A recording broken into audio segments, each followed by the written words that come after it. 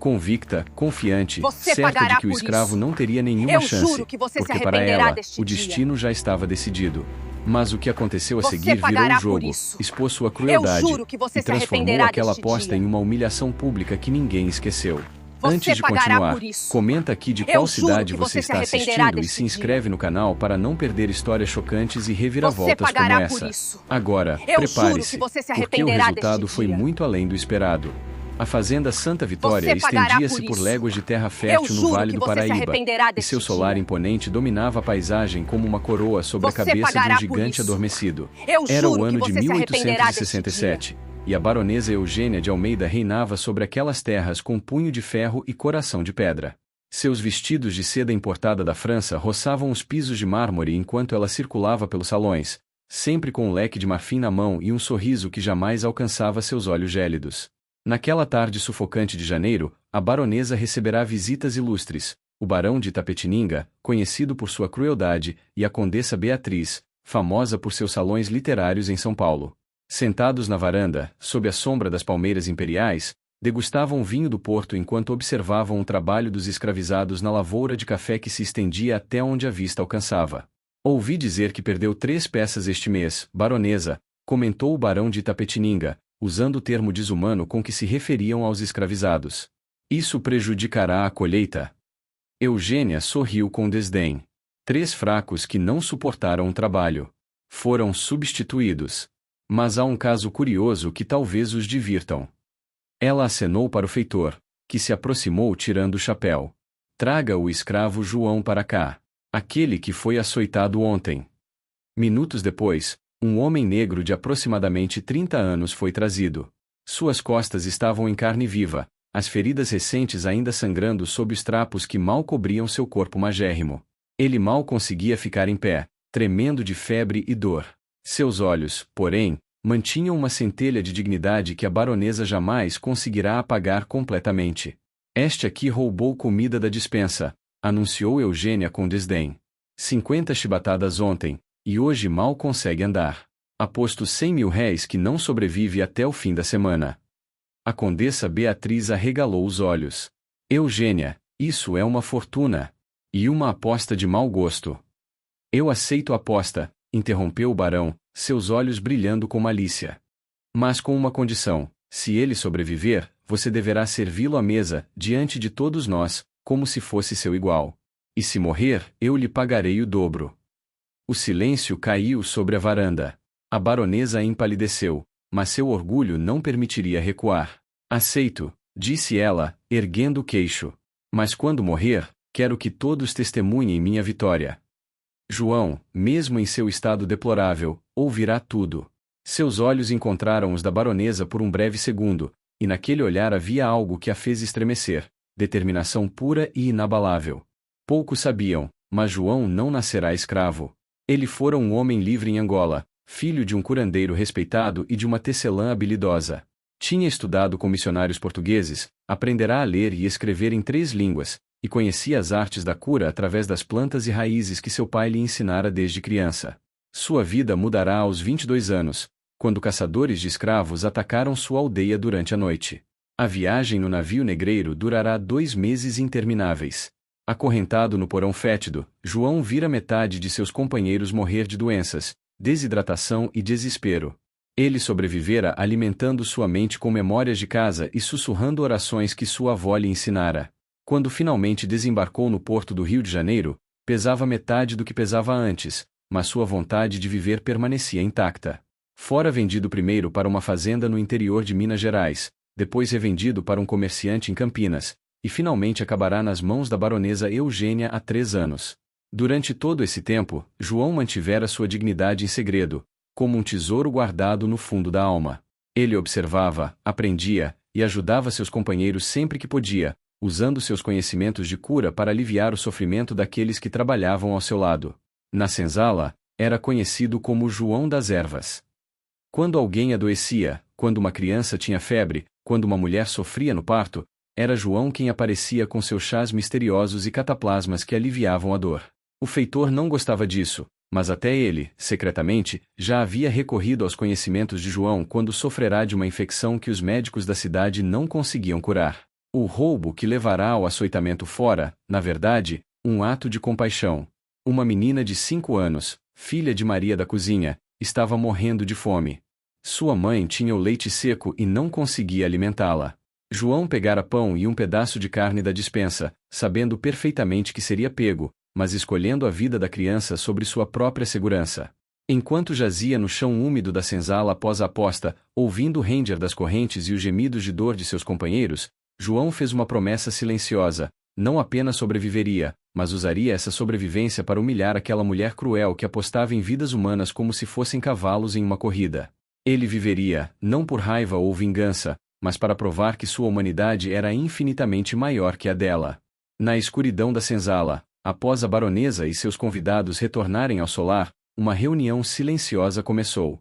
Maria, a cozinheira cuja filha João salvara, ajoelhou-se ao lado dele com lágrimas nos olhos. Você não devia ter feito aquilo por nós, sussurrou ela, limpando cuidadosamente as feridas em suas costas com água morna. A menina está viva? Perguntou João, sua voz fraca mas firme. Está. Comendo e rindo como se nada tivesse acontecido. Por isso mesmo, você tem que sobreviver. Todos nós vamos ajudar. Ao redor deles, outros escravizados se reuniram em círculo. Havia o velho Benedito, ferreiro da fazenda, com suas mãos enormes e calejadas. Tinha Josefa, parteira e conhecedora de rezas poderosas. Tomás, o carpinteiro, que trabalhava perto da casa grande e ouvia as conversas dos senhores. E Ana, jovem mucama que servia à mesa da baronesa e conhecia todos os seus segredos. A senhora apostou que você vai morrer, disse Ana em voz baixa. Ela está dizendo para todo mundo na casa grande que já ganhou. Mandou até preparar um jantar especial para comemorar quando você partir. João fechou os olhos, sentindo a dor pulsar em suas costas. Então vou ter que decepcioná-la. Como? Perguntou Tomás. Você mal consegue se mover, João. As feridas estão infeccionadas. Vi homens mais fortes morrerem de menos. Por isso preciso da ajuda de vocês, disse João, fazendo um esforço para se sentar. Benedito, você consegue pegar folhas de sabugueiro perto do riacho? E casca de barbatimão da árvore velha? O ferreiro acenou com a cabeça. Consigo. Para que serve? O sabugueiro vai limpar a infecção. O barbatimão vai cicatrizar as feridas mais rápido. Josefa, você tem mel escondido? A parteira sorriu. Sempre tenho. Para que precisa? Mel misturado com própolis cura feridas como nenhuma outra coisa. Aprendi isso com meu pai. Maria, você consegue tirar caldo de carne forte da cozinha sem que ninguém perceba? Consigo. A senhora Eugênia nem presta atenção no que acontece na cozinha. Acha que comida aparece por mágica. João olhou para cada um deles, seus olhos brilhando à luz fraca da vela. Não é só por mim que fazemos isso. É por todos nós. Cada vez que ela aposta que somos fracos e provamos que somos fortes, cada vez que ela espera que morramos e escolhemos viver, ganhamos um pouco de nossa dignidade de volta. Naquela noite, enquanto a baronesa dormia em seus lençóis de linho importado, sonhando com seu triunfo iminente, uma rede de solidariedade tecida em silêncio começou a operar na senzala. Os 3 primeiros dias foram os mais difíceis. A febre que tomara conta do corpo de João era tão intensa que ele delirava, chamando por sua mãe em sua língua natal, revivendo a travessia do Atlântico, gritando nomes de amigos mortos. Maria e Josefa se revezavam ao seu lado, aplicando panos frios em sua testa, forçando-o a beber os chás que ele mesmo havia ensinado a preparar. Na manhã do segundo dia, a baronesa enviou o feitor para verificar o estado do escravo. Ainda respira? Perguntou ela do alto de sua varanda, protegendo-se do sol com seu leque de renda. Mal, senhora, respondeu o feitor com um sorriso sinistro. Tem febre alta e as feridas estão piores. Não passa desta noite. Eugênia sorriu satisfeita e mandou servir champanhe francês. Já imaginava a cara do barão de Itapetininga quando tivesse que lhe pagar 200 mil réis. Mas na senzala, a batalha pela vida de João continuava. Benedito conseguirá não apenas as ervas que ele pedirá, mas também raízes de guaco para fortalecer os pulmões e flores de camomila para acalmar o espírito. Josefa preparava os cataplasmas com mãos experientes, cantarolando rezas antigas enquanto trabalhava.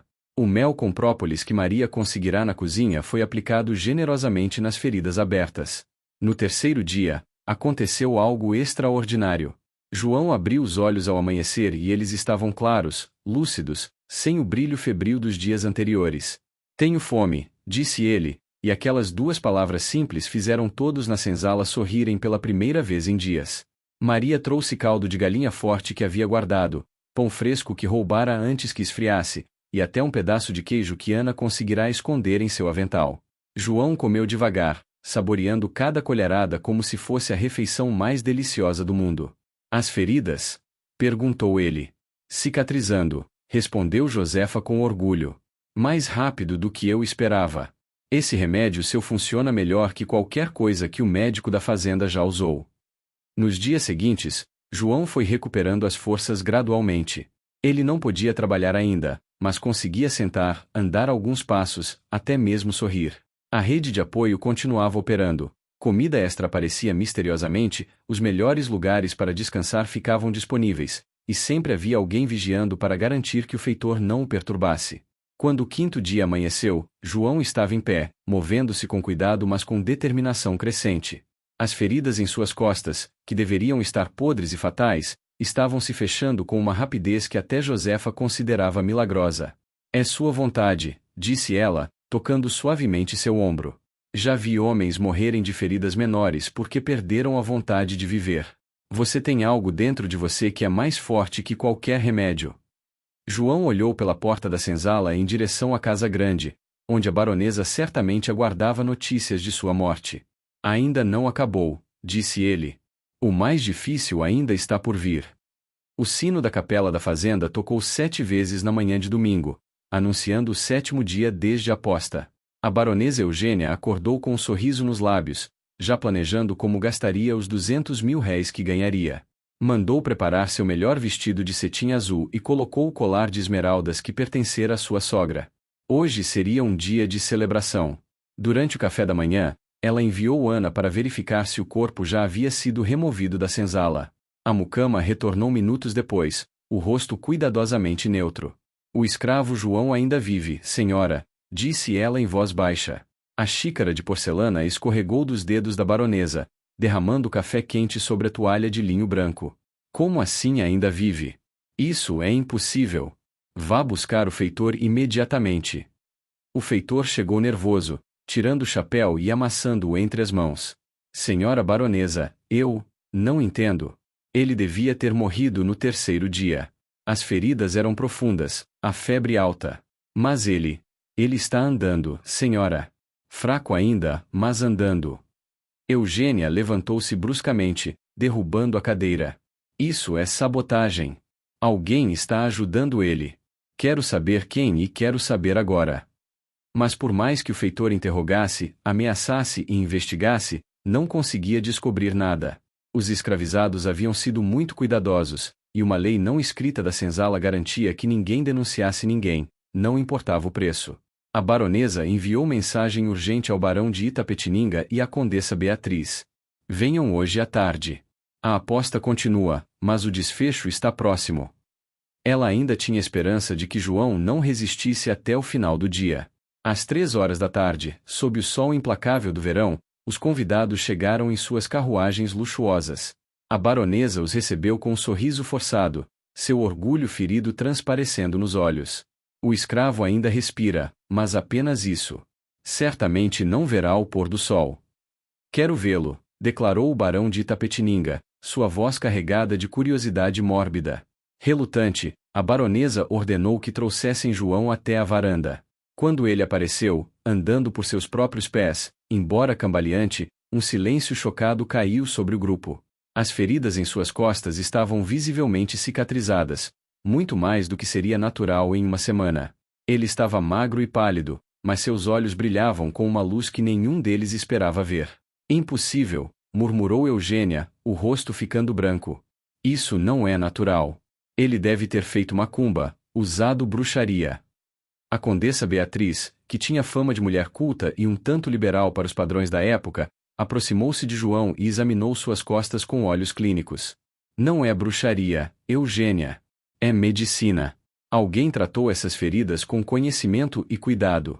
Vejo sinais de cataplasmas de ervas, e isso aqui parece mel com própolis. Ela se virou para a baronesa com um olhar reprovador. E também vejo sinais de uma vontade de viver mais forte que a crueldade que tentou matá-lo. O barão de Itapetininga soltou uma risada alta. Parece que você perdeu, baronesa. E uma aposta é uma aposta. A notícia se espalhou pela fazenda como fogo em palha seca. A baronesa havia perdido a aposta e teria que cumprir os termos acordados. Servir a mesa para um escravizado, tratá-lo como igual diante de testemunhas, era uma humilhação pública que faria eco por todas as fazendas do Vale do Paraíba. Eugênia tentou de tudo para evitar o inevitável. Ofereceu pagar o triplo da quantia apostada. Alegou que a aposta havia sido feita em brincadeira, sem seriedade. Fingiu estar doente, acamada, incapaz de sair do quarto. Mas o barão de Itapetininga era implacável, e a condessa Beatriz, surpreendentemente, também insistia no cumprimento dos termos. Você fez uma aposta cruel sobre a vida de um homem, Eugênia, disse Beatriz em particular. Talvez seja a hora de aprender que essas pessoas que você trata como objetos são tão humanas quanto nós. Se não mais. Finalmente, não havendo mais escapatória, a baronesa concordou em cumprir sua parte. O jantar foi marcado para o sábado seguinte, 2 semanas após a aposta original. Convidados de fazendas vizinhas foram chamados para testemunhar o acontecimento inusitado. Durante aquela semana, João continuou se recuperando. Maria garantia que ele recebesse as melhores porções de comida. Josefa continuava tratando suas cicatrizes. E todos na senzala contribuíram com algo. Benedito consertou suas sandálias, Tomás fez um banquinho especial para ele descansar. Ana conseguiu uma camisa limpa sem rasgos. Por que você está fazendo isso? Perguntou Ana uma noite, enquanto consertava a camisa. Você sabe que ela vai te odiar ainda mais depois disso. Sua vida aqui vai ficar insuportável. João sorriu, uma expressão serena em seu rosto marcado pelo sofrimento. Não estou fazendo isso por mim, Ana. Estou fazendo por todos nós. Cada vez que alguém como ela é forçado a nos reconhecer como humanos, mesmo que por um momento, algo muda. Talvez não hoje, talvez não amanhã, mas algo muda. A noite do jantar chegou. O solar estava iluminado com dezenas de velas. A mesa havia sido posta com a melhor porcelana, os talheres de prata, os copos de cristal que só eram usados em ocasiões especiais. 20 convidados compareceram, todos curiosos para testemunhar a humilhação da altiva baronesa Eugênia de Almeida. João foi trazido ao salão, limpo e vestido com a melhor roupa que conseguiram arranjar. Mesmo simples, ele portava-se com uma dignidade que fazia alguns dos presentes baixarem os olhos, envergonhados. Foi sentado à cabeceira da mesa, no lugar tradicionalmente reservado aos convidados de honra. A baronesa entrou usando um vestido preto, como se estivesse de luto. Seu rosto era uma máscara de raiva contida. Em suas mãos, trazia uma bandeja de prata com os melhores pratos da cozinha: peru assado, batatas ao murro, legumes salteados, pães frescos. O silêncio no salão era absoluto quando ela se aproximou de João e, tremendo de raiva e humilhação, começou a servi-lo. Cada prato colocado à sua frente parecia pesar 1 tonelada. Cada movimento era uma tortura para seu orgulho ferido. Vinho? Perguntou o barão de Itapetininga com malícia, estendendo uma garrafa de vinho do Porto para a baronesa. Com os dentes cerrados, Eugênia pegou a garrafa e encheu o copo de João. Suas mãos tremiam tanto que derramou um pouco sobre a toalha, criando uma mancha escura que parecia um presságio. João observava tudo em silêncio. Quando todos os pratos estavam servidos, ele finalmente falou, sua voz clara e firme: agradeço pela refeição, senhora baronesa. E agradeço mais ainda pela lição. Eugênia estava prestes a se afastar quando João levantou a mão, pedindo silêncio. Todos os olhos no salão se voltaram para ele. A baronesa congelou, dividida entre a curiosidade e o medo do que ele poderia dizer. Se me permitem, começou João, sua voz calma mas carregada de uma autoridade que ninguém esperava de um escravizado, gostaria de dizer algumas palavras antes de começar esta refeição. O barão de Itapetininga, divertindo-se imensamente com toda a situação, acenou encorajadoramente. Por favor, fale. Você certamente ganhou esse direito. João levantou-se lentamente, sua postura ereta apesar das cicatrizes ainda recentes em suas costas. Eu poderia usar este momento para humilhar a senhora baronesa, assim como ela tentou me humilhar. Poderia falar de crueldade, de injustiça, de todas as vezes que pessoas como eu somos tratadas como menos que animais. Ele fez uma pausa, seu olhar percorrendo cada rosto na sala. Mas não é disso que quero falar. Ele se virou para encarar Eugênia diretamente. Baronesa, a senhora apostou que eu morreria. Apostou na minha fraqueza, na minha fragilidade, na inevitabilidade da minha derrota. Mas o que a senhora não entendeu é que pessoas como eu carregam uma força que a senhora nunca precisou desenvolver. Nós sobrevivemos porque temos uns aos outros. Porque mesmo quando a esperança parece perdida, encontramos razões para continuar. Eu não sobrevivi sozinho, continuou João, sua voz ganhando intensidade. Sobrevivi porque Maria roubou comida da cozinha para me alimentar, arriscando sua própria pele. Porque Josefa ficou acordada noites inteiras aplicando remédios em minhas feridas. Porque Benedito caminhou quilômetros para buscar as ervas certas. Porque cada pessoa naquela senzala sacrificou algo para me manter vivo. Ele fez uma pausa, e quando falou novamente, sua voz estava mais suave, quase gentil. A senhora vive em um mundo onde acredita que sua fortuna, seu título e seu poder a tornam superior.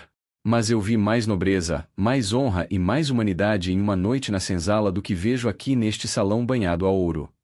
Alguns dos convidados começaram a se mexer desconfortavelmente em suas cadeiras. A condessa Beatriz tinha lágrimas nos olhos. O barão de Itapetininga, pela primeira vez na noite, não estava sorrindo. Não aceito esta refeição como um troféu, declarou João. Aceito como um lembrete para todos aqui presentes de que nenhum ser humano deve ter o poder de apostar na vida de outro. De que cada pessoa, não importa a cor de sua pele ou as correntes em seus pulsos, merece dignidade, respeito e a oportunidade de viver. Ele olhou para a comida à sua frente e então, deliberadamente, empurrou o prato para longe. Não vou comer enquanto meus irmãos e irmãs na senzala passam fome. Não vou beber vinho enquanto eles só têm água suja. E não vou aceitar dignidade para mim mesmo se isso significa que ela seja negada aos outros. João se virou para sair, mas antes de chegar à porta, olhou para trás uma última vez.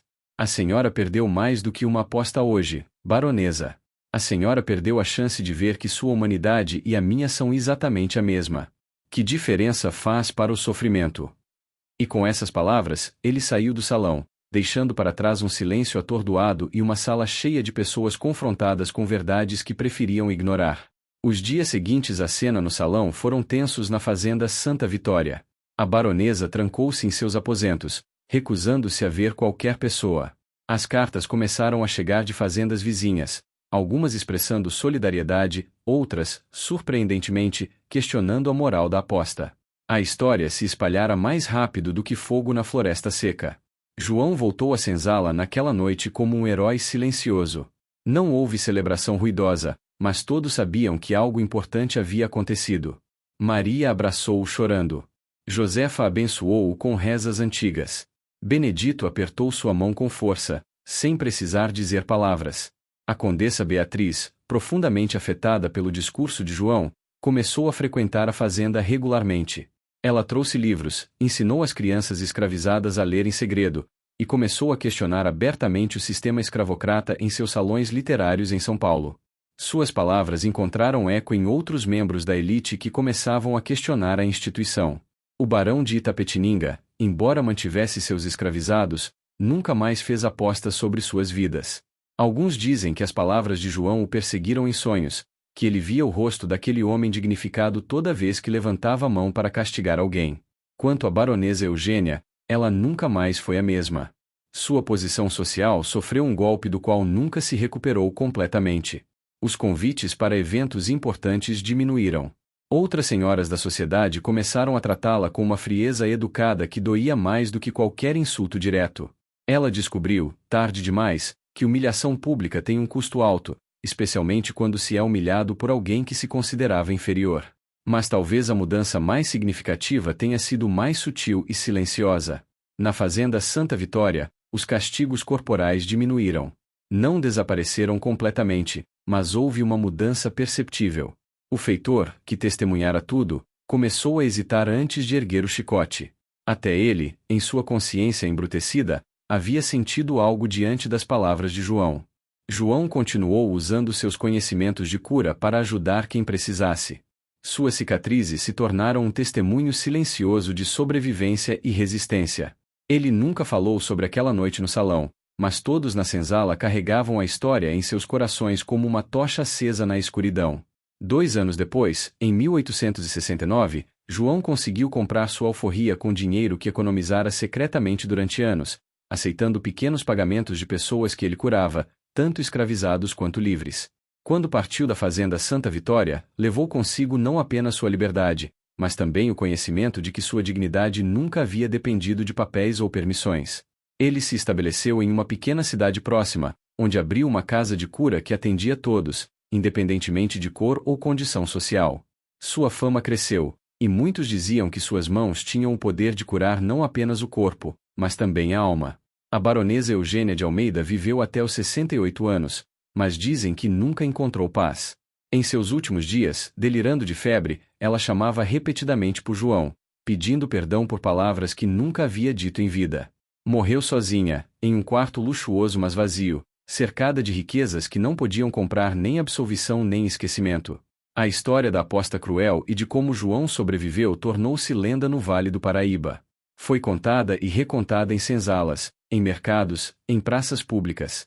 Cada vez que era contada, ganhava novos detalhes, mas o coração da história permanecia o mesmo, a prova de que a dignidade humana não pode ser apostada, vendida ou destruída, não importa quão grande seja a crueldade contra ela dirigida.